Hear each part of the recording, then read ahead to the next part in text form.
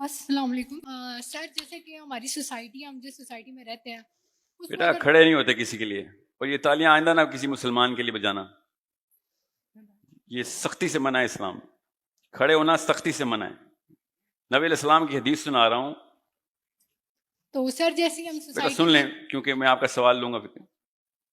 یہ پاکستانی کلچر کی جو یہ میوٹیشن اور پرورژن ہے نا، یہ ختم کریں۔ اور کیا بہانے لگتے ہیں، نبی علیہ السلام حضرت فاطمہ کے لیے بھی تو کھڑے ہوتے تھے۔ بتاتا ہوں اس کا جواب، آپ بھی حضرت فاطمہ کے لیے کھڑے ہو جانا۔ نبی علیہ السلام کے لیے کچھ چیزیں مختص ہیں، نبی علیہ السلام نے جو ہمیں بتایا حکم، ہم نے وہ پورا کرنا ہے۔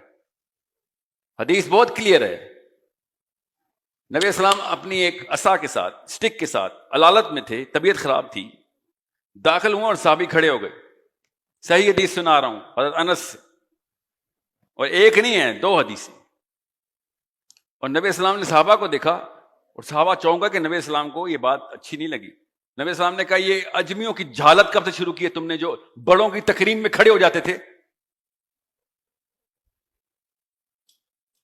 اپنی شناخت سمجھیں، آپ صرف اللہ کے سامنے کھڑے ہوتے ہیں۔ مسلمان صرف اللہ کے سامنے قیام کرتا ہے، کسی اور انسان کے سامنے نہیں۔ صحابی کہتے ہیں نبی علیہ السلام کو ہمیشہ یہ بات ناگوار گزرتی تھی۔ اب 2 مسائل آئیں گے اس پہ۔ ایک، حضرت سعد بن معاذ کے لیے بھی تو اللہ تعالیٰ کے نبی علیہ السلام نے خود اشارہ فرمایا نا، قوموا لسیدکم، جب وہ لائے جا رہے تھے، شہید ہونے لگے تھے، تو اوس کے قبیلے کو کہا قوموا لسیدکم۔ وہ آپ کو کانٹیکسٹ تو پڑھیں، اس وقت مسئلہ کیا پڑ گیا ہوا تھا اوس کا خزرج کے ساتھ، جب بنو قریظہ کی لڑائی کے بعد فوراً بعد معاملہ کیا چل رہا تھا۔ اور اگر نبی علیہ السلام نے کہہ دیا قوموا لسیدکم تو ٹھیک ہے،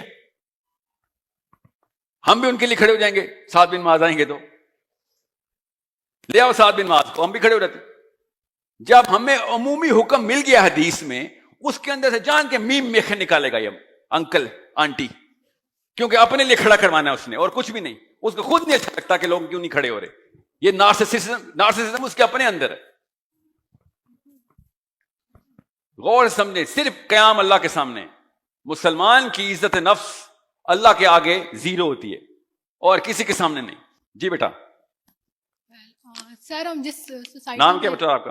مقدس رشید، تو سر میں یہ کہنا چاہتی ہوں کہ ہم جس سوسائٹی میں رہتے ہیں وہاں پر لڑکیوں کو تو بچپن سے یہی سکھایا جاتا ہے کہ تم کچھ نہیں کر سکتی ہو، یا پھر تم جو صرف شادی کے لیے تم نے پڑھنا بھی، اس کے بعد بھی تم نے صرف برتن ہی دھونے ہیں، تو تم کیوں پڑھ رہی ہو؟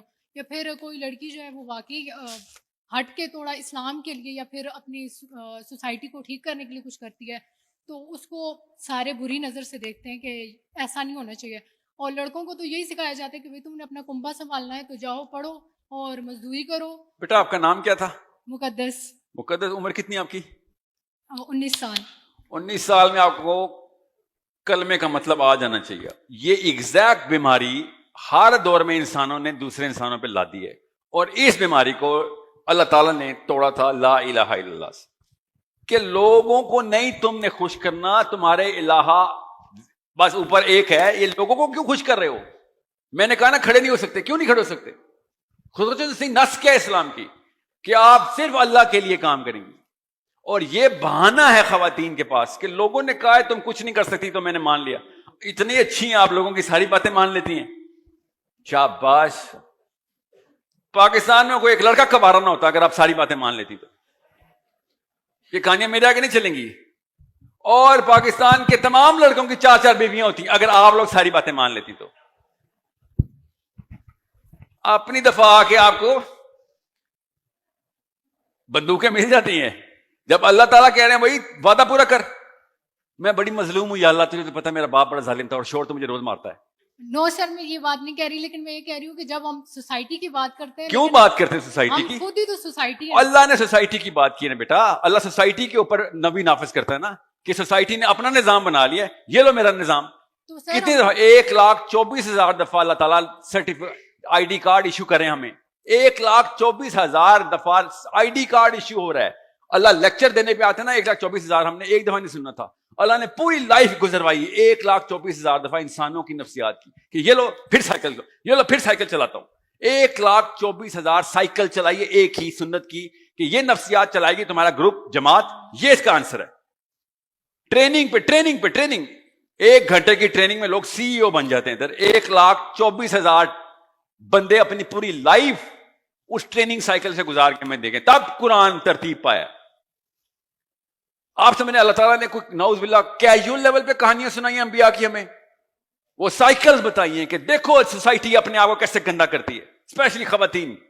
मुफ्त के प्रेशर लिए में आपने ऊपर, और मुझे पता है ना लिए वे, क्योंकि जब मौका मिलता है ना आपको तो आप वो प्रेशर तोड़ के निकल आती हैं कोर्टों तक, कचहरियों तक, कि मुझे तलाक चाहिए इस बंदे से, मेरे से दूसरी बीवी बर्दाश्त नहीं हो रही।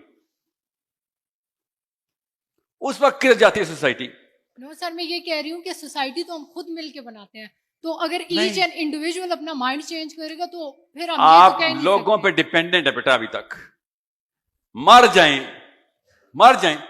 क्या होगा? मर जाएंगी ना तो मर जाएं। कितने 100 साल जिंदा रहने सोसाइटी के दर पे? सर सोसाइटी से डरना ही तो नहीं है ना, तो फिर माँ बाप आके कस्में क्यों देते हैं लड़कियों को? और जो अल्लाह ने कसम ली थी वो छोड़ दी। तो सर माँ बाप को छोड़ के जाएंगे तो फिर और वही छोड़ने के लिए कौन कह रहा है? उन्हीं को तो ठीक करने के लिए कह रहा हूं। तो सर वही तो बात है कि हमें अपने माँ बाप को ठीक करना चाहिए। बेटा मैं आपको आसान करके बताऊं, मुसलमान लड़की का ना काम माँ बाप को जितना डील कर सकते करे, मगर अपने बच्चे के और अल्लाह के बीच में अपने 2 नंबर शोर को ना आने देना। साइकिल रिपीट ना हो जाए तुम्हारी नानी से जो चलती आ रही है। बस ये मैं आसान करके बता रहा हूं आपको। आपको मिला है टफ काम कि चल ना पहाड़ तोड़ना, चलो आओ।